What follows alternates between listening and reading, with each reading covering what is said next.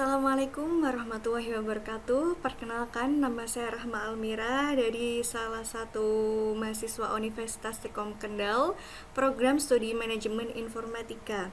Nah, di sini saya akan membahas dan menjawab tugas ujian akhir semester, yaitu mata kuliah rekayasa perangkat lunak. Langsung aja kita ke soal dan jawabannya.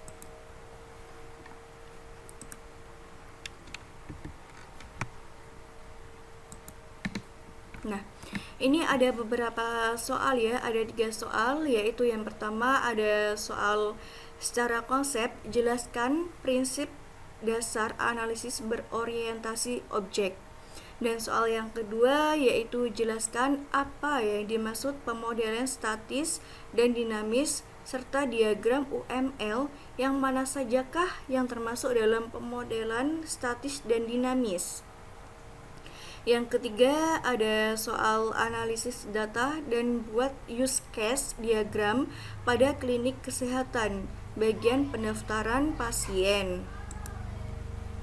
Nah, ini jawaban dari soal nomor 1, prinsip dasar analisis berorientasi objek.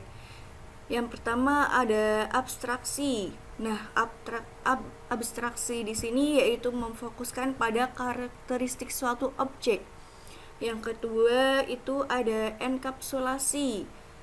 Enkapsulasi ini menyembunyikan banyak hal yang terdapat dalam objek yang tidak perlu diketahui oleh objek lain. Nah, yang ketiga ada modularitas. Ini yang membagi sistem yang rumit menjadi suatu bagian-bagian yang lebih kecil. Terus ada hierarki, itu berhubungan dengan abstraksi dan modularitas. Nah, hierarki ini yaitu pembagian berdasarkan urutan dan pengelompokan tertentu. Terus yang kelima ada bagi software engineer. Teknik pemodelan object-oriented berpengaruh dalam bahasa pemrograman, metodologi rekayasa, manajemen proyek, hardware, dan sebagainya. Terus yang keenam itu analisis dan perancangan berorientasi objek. Ini adalah suatu metode analisis yang memeriksa requirements, syarat-syarat atau keperluan yang harus dipenuhi suatu sistem dari sudut pandang kelas-kelas dan objek-objek dalam lingkungan permasalahan. Terus ini ada jawaban dari soal yang nomor 2, pemodelan statis dan dinamis serta diagram UML.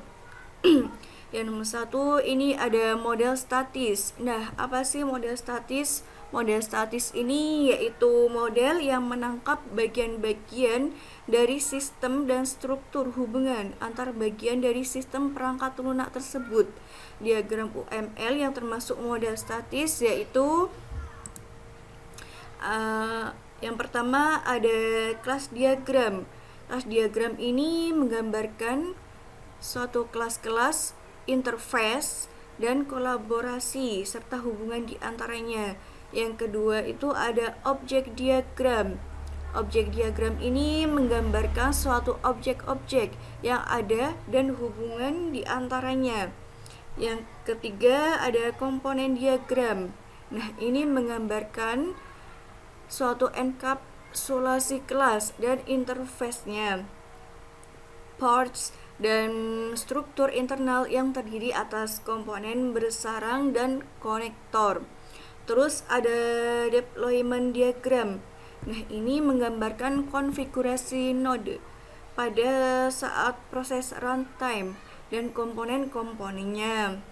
Lalu ada package diagram, itu menggambarkan suatu dekomposisi dari sistem menjadi unit-unit dan hubungan ketergantungannya.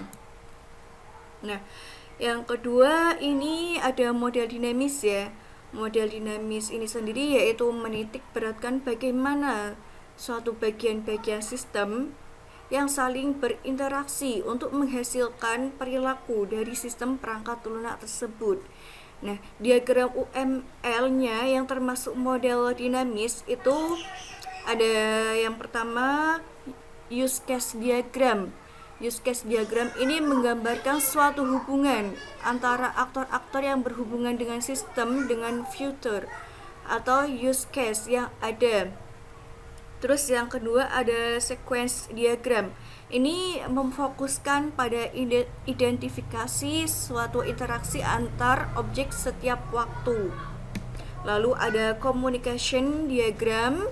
Nah, ini untuk memfokuskan pada komunikasi yang berhubungan dengan struktur dari objek yang terlibat dalam suatu tugas tersebut. Communication diagram ini bersama dengan sequence diagram termasuk dalam diagram interaksi ya. Selanjutnya ada state diagram. State diagram ini menggambarkan suatu status dari mesin yang terdiri atas status, transisi, event, dan aktivitas. Lalu ada activity diagram.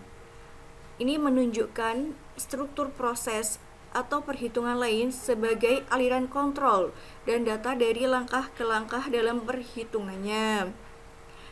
Terus yang keenam ada timing diagram, yaitu menyediakan perubahan statis yang menekankan pada waktu yang sebenarnya.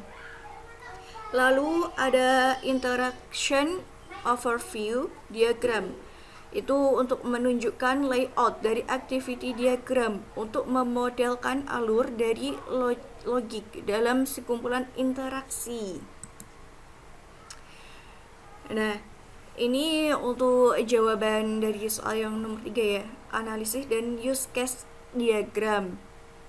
Yang pertama ada pasien, alurnya yaitu pasien datang ke klinik untuk mendaftar di bagian pendaftaran, lalu pasien menyerahkan data itu berupa KTP atau SIM atau KK. Terus jika pasien lama maka langsung menunjukkan nomor uniknya. Yang kedua ada admin. Nah, admin ini menginput data pasien tersebut, meregistrasi data pasien tersebut dan memberikan nomor uniknya. Lalu ada dokter. Dokter di sini melakukan pemeriksaan ya. Nah, ini ada alurnya. Bisa dilihat ya. Ini pasien daftar dulu, terus lalu isi data, registrasi, cek data, nomor unik, dan poli. Untuk petugas yaitu mendata daftar pasien, cek datanya, dan memberikan nomor uniknya. Lalu untuk pasien lama, registrasi dulu, terus ambil nomor uniknya, lalu ke poli. Dan dokter yang terakhir ini untuk memeriksa ya di bagian poli. Itu saja yang bisa saya sampaikan dan yang bisa saya jawab dalam tugas ujian akhir semester yang diberikan. Terima kasih, mohon maaf apabila ada kata-kata atau kalimat saya yang salah dalam pengucapannya. Assalamualaikum warahmatullahi wabarakatuh.